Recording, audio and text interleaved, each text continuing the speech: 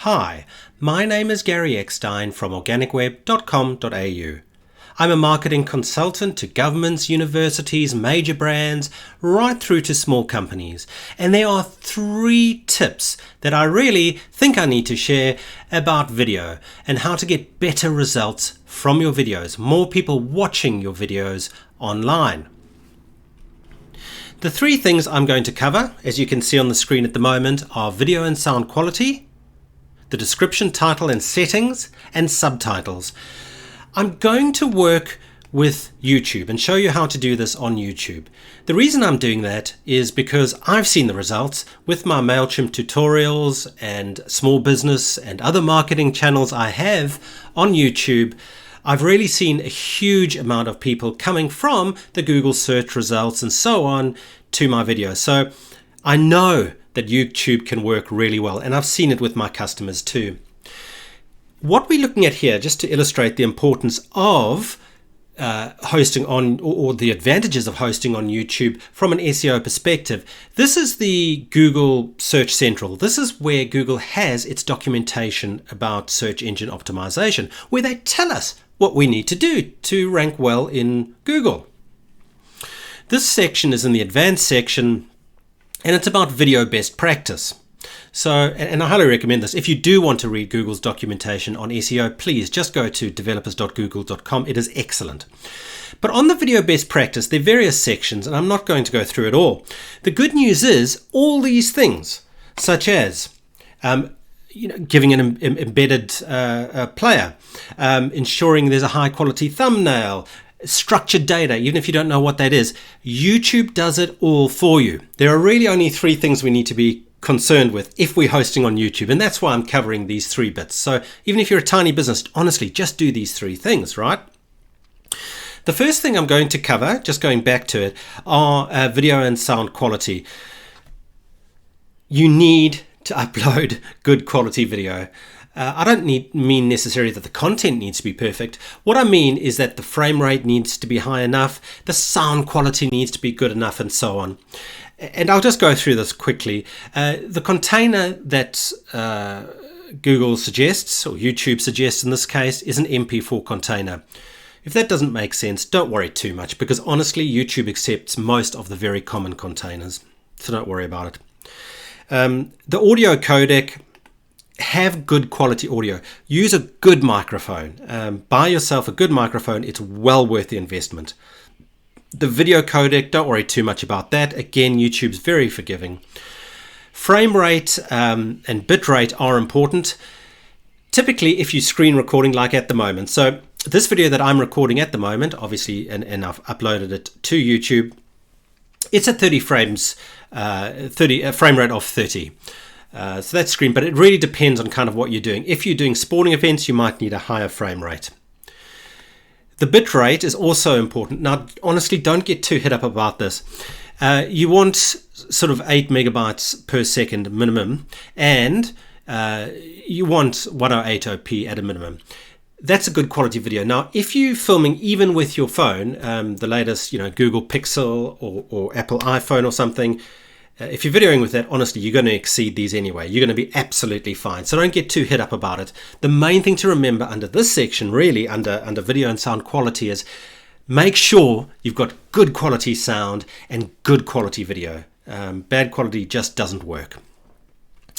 The next thing I'm going to look at is the description and the title. When we upload a video, and this is one of my videos, and I'm in the YouTube studio at the moment, when we upload a video into YouTube, YouTube asks us for various things. One is a title, then it's a description and various other things. So let me just work through this quickly, because these are very important, because Google indexes these, looks at them, and through this, through your title, your description, and a few other things, Google decides whether to show, and YouTube decide whether to show your video in search results or not, or recommend your video. So your title, it needs to capture people's attention. It needs to be honest and authentic. So how to get more sales with brand stories. And just so that you know, I've seen it a lot, and in my experience it actually does work, that adding a sort of topic, I guess, in either curly brackets or just brackets or square brackets or something like that seems to get people's attention. The description. What you want to do with the description is the first line or two of your description need to be a very close reflection of the title. Almost like a second title, but expanded slightly. You then add some more words. Usually I would add a longer description because Google indexes these words and decides whether to show your video and so on. What you can do as well on the description, if you have certain topics, you can put a hashtag in front, just as you would do on Twitter, LinkedIn, etc., to make it show in searches for that specific hashtag, for example. The thumbnail image, look, your thumbnail image needs to be 1280 pixels wide by 720 pixels high. 1280 by 720. So create a nice thumbnail image that you can upload. If you haven't created one outside, well, Google will create one for you and ask you to select a different thumbnail image from your video should you prefer. So don't be too concerned about that. But honestly, again, title critical, description critical, but the first few lines is particularly important on your description, and it needs to be almost a second title, expanded title. You can add playlists. That's well worth doing, adding to playlists. You need to agree whether it's made for kids or not. I'm just going to show a few other things here. You need to say whether it's a paid promotion or not. The tags, I'm not convinced that tags are that important for search. Some people say they are. I'm not that convinced, but it is worth putting in some tags, what your content is about. So I've put MailChimp expert here, MailChimp partner, MailChimp, etc. Okay, various other information. You can go through all of this. We'll get onto subtitles in a second. But again, I think anyway, the most important bit here really, from a search engine optimization perspective for your videos you've uploaded to YouTube, title and description. Absolutely critical.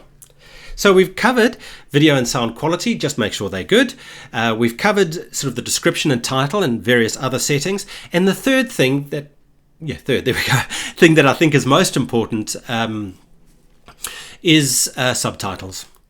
I don't think this is stressed enough, how important these are, and they are just so important. So if I click on subtitles, what you'll notice for this, for example, is that YouTube in this case has automatically created subtitles for me. So subtitles are taking the words from your video and creating text out of it. Because remember that Google is particularly strong on text search. So it converts the audio into text search so it can then index it. That is critical. Google's creating that text, or YouTube is creating that text that will help show your video in the Google results, in the YouTube results, and so on. What you want to do, however, is you want to duplicate and edit your subtitles for every single video. Sometimes it can take a few hours for YouTube to create these subtitles for you. Wait till that's done, and as soon as you can, duplicate and edit them. The reason being is that often capitalization isn't correct, spelling isn't correct, and so on. And I'll illustrate to you. So if I click duplicate and edit, what you'll notice here, and there immediately I can see Rio de Janeiro. So what YouTube has done in this case, they've transcribed it, and you can see that it hasn't come out perfectly. So Rio de Janeiro, I would change that spelling. What I usually do is I just click in here, Control A in Windows, and the equivalent on a Mac, and then I put this into a text editor or Microsoft Word, and I change the words. So get the spelling right and so on. So for example, here you can see I would need to really change hi, then I'll change. You'll notice all the I'ms, the I've, and so on is always a small I, G for Gary, organicweb.com, and you'll notice that wasn't even correct because it's organicweb.com.au. So go through and just make sure this is right. Google does look at your grammar, it does look at your spelling and so on. So help Google by going into the subtitles, and I'll publish this later. So going into the subtitles and just making sure it's correct. Don't change the wording. What I mean by that is it needs to be a reflection of what you've said in your video, but just make sure the spelling is right, for example.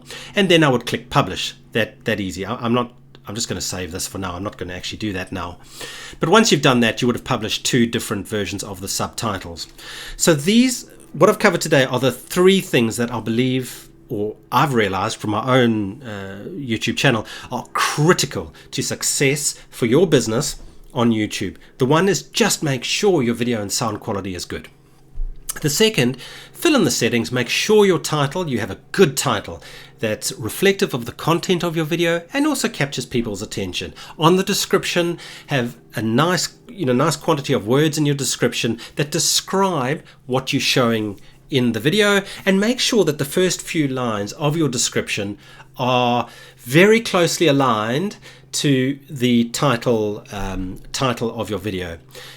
Last but not least, and even one of the most important things I think from an SEO perspective for video, is make sure that your subtitles are correct, that the spelling's correct, the case is correct, and so on. But thanks for joining me. Please like this video. My name is Gary from organicweb.com.au.